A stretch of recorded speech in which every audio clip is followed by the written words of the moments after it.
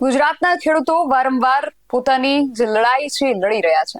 અત્યાર સુધી આપણે સમાચાર જોઈ અને સાંભળી રહ્યા હતા કે ખેડૂતો જે છે એ વીજ પોલ એમના ખેતરમાં જે આવી રહ્યા છે એને લઈને વિરોધ દર્શાવી રહ્યા હતા અને હવે ખેડૂતો એમના ખેતરની અંદર જે ગેસ પાઇપલાઇન નાખવામાં આવી રહી છે એને લઈને વિરોધમાં ઉતર્યા છે। આજે દેવભૂમિ દ્વારકા જિલ્લાની અંદર જિલ્લા કોંગ્રેસ સમિતિની આગેવાનીમાં કલેક્ટરને આ બાબતને લઈને આવેદન આપવામાં આવ્યું હતું। કલેક્ટર સાથે પાલભાઈ આંબલિયા દ્વારા વાતચીત દરમિયાન શું કરવામાં આવ્યું છે, શું કહેવામાં આવ્યું છે, શું રજૂઆતો કરવામાં આવી છે, બધા જ વિશે વિગતે વાત કરીએ આ અહેવાલમાં। જય હિન્દ બેસાઇન ટીવી ન્યૂઝ પર આપની સાથે હું છું નિધિ ગઢવી। ખેડૂતોના ખેતરની અંદર જે જીએસપીએલ ગેસ પાઇપલાઇન નાખવામાં આવી રહી છે એના વિરોધમાં દેવભૂમિ દ્વારકા કલેક્ટરને આ બાબતને લઈને લિખિત રજૂઆત કરવામાં આવી હતી અને આ રજૂઆત જે જિલ્લા કિસાન કોંગ્રેસ છે એની આગેવાનીમાં પાલભાઈ સાથે ખેડૂતો કરવા માટે પહોંચ્યા હતા। આ દરમિયાન પાલભાઈ આંબલિયાને કલેક્ટર સાથે શું વાત થઈ અને રજૂઆત દરમિયાન શું કહેવામાં આવ્યું, પાલભાઈને સાંભળીએ। 2006 માં જાહેરનામું પહેલું આવ્યું છે, ત્યાર પછી સરકાર ભૂલી ગઈ હતી, કોઈ જાહેરનામું જ ન આવ્યું। પછી 2022 માં ફરીથી 3-1 નું જાહેરનામું કર્યું, પાછું 23 માં 6-1 નું જાહેરનામું કર્યું, 25 માં પાછું એક જાહેરનામું કર્યું।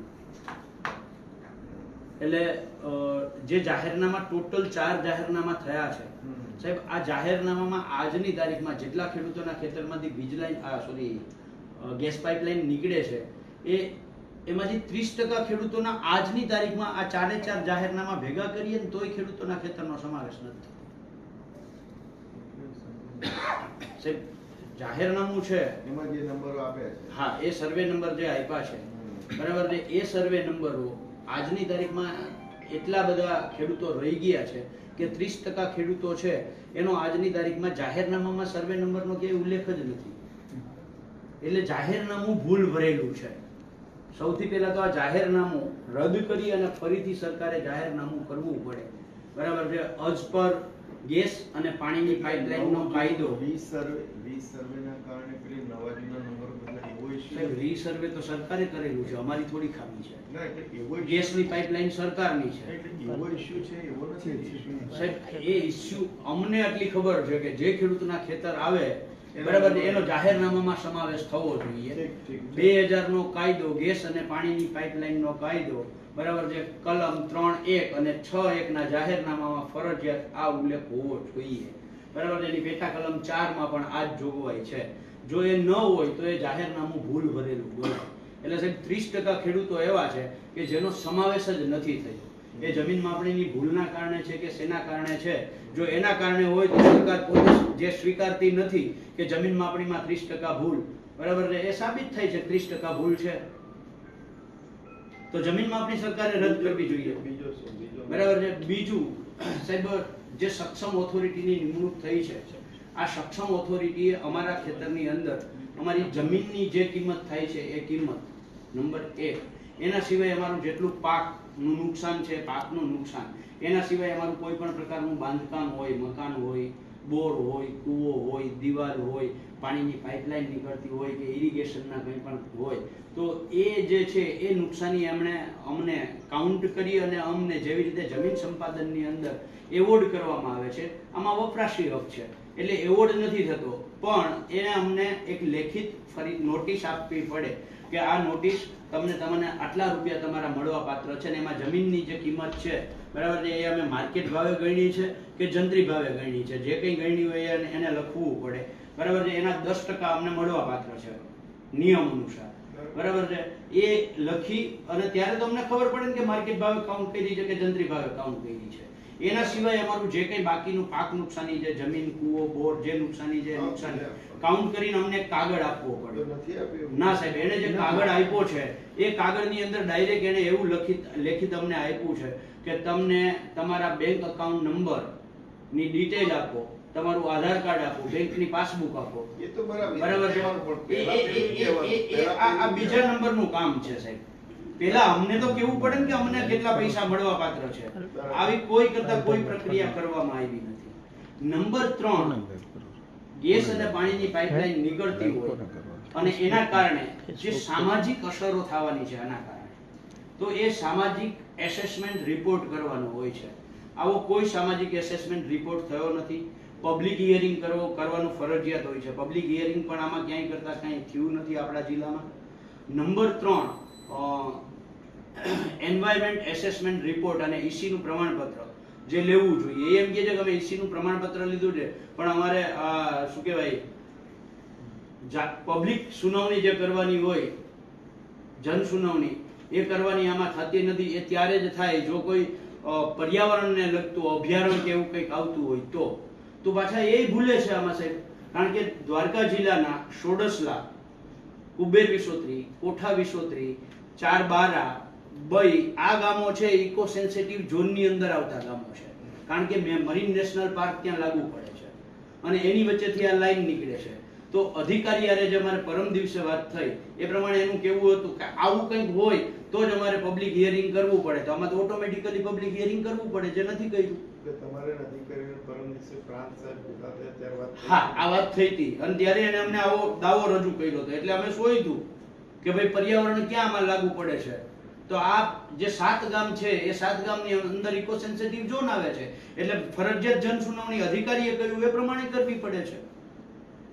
પબ્લિક શું કહે આનું એન્વાયરમેન્ટ એસેસમેન્ટ રિપોર્ટ કરવો પડે, એન્વાયરમેન્ટ ક્લિયરન્સ સર્ટિફિકેટ લેવું પડે, જે કોઈ કરતા કોઈ પ્રક્રિયા કરી નથી સાહેબ. બરાબર છે. આ જે જમીન છે એ જમીન ખોદાય અને ઉપરથી નીચે આવે એટલે નીચે બૈડ છે, કાંકરા છે, એ કાંકરા ઉપર આવશે એટલે અમારી જે ફર્ટિલિટી છે એ ફર્ટિલિટીને નુકસાન થાય છે. એને ક્યાંય કરતા ક્યાંય આ લોકો અમને કોઈ આધાર જ નથી આપ્યો એટલે અમને ખબર જ નથી. તમે શું પૈસા કયા દર્દી આપે છે આપવું જોઈએ પહેલા. હા, એટલે એક account પછી માંગે. બરાબર છે. એટલે આ કંપનીએ સંપૂર્ણ નિયમોને એટલે જાહેરનામાથી શરૂઆત કરી અને અમને જે પૈસા આપવાના સુધીનો જે કાગળો કરવાના છે ત્યાં સુધી સંપૂર્ણ નિયમોને ભંગ કર્યો છે. એટલે આ કંપનીને સૌથી પહેલા તો પોલીસ પ્રોટેક્શન આપવામાં ન આવે. જ્યાં સુધી એ ફરીથી જાહેરનામું કરી અને તમામ ખેડૂતોને સાથે આના જાહેરનામામાં સમાવેશ ન થાય ત્યાં સુધી એમને કોઈ પણ પ્રકારનું પોલીસ પ્રોટેક્શન ન આવે. કારણ એટલા માટે સાહેબ કંપની પોતે કાયદાને સંપૂર્ણ ભંગ કરે છે, તો પછી જે કાયદાનો જ ભંગ કરતી હોય કંપની એને પોલીસ પ્રોટેક્શન કેવી રીતે આપવું આપણે? અને કાયદો તો અમારા માટે એટલો જ લાગુ પડે, કંપની માટે એટલો જ લાગુ પડે. સરકારી કંપની હોય તો એટલો જ લાગુ પડે, ખાનગી કંપની હોય તો એટલો જ લાગુ પડે. એટલે અમારી આ મુખ્ય માંગણી રજૂઆત આ છે કે સાહેબ કામ ચાલુ ન કરે. જો કામ ચાલુ કરશે તો અમે બધા જ ખેડૂતો ત્યાં જઈ અને સવિનય કાનૂન ભંગ કરશું. પોલીસ અમને ઉપાડવા હોય તો ઉપાડી લે, જેલમાં નાખવા હોય તો નાખી દે. અમે લડાઈ કરશું.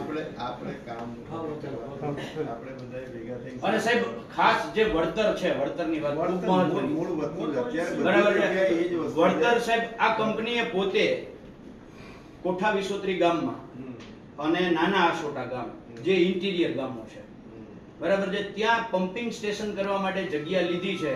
એ અમને સમાચાર મળ્યા છે કે 35-40 લાખનો વીઘો લીધો છે. કંપનીએ પોતે જગ્યા લીધી છે 35-40 લાખનો વીઘો. હા, ખેડૂતો પાસેથી જ લીધી છે. બરાબર છે. જો ઇન્ટિરિયર 35-40 લાખનો વીઘો હોય તો સાહેબ અહીંયા આરાધના ધામ પાસે નેશનલ હાઈવેની ટચ જે જગ્યા છે એનું મૂલ્યાંકન શું હોય?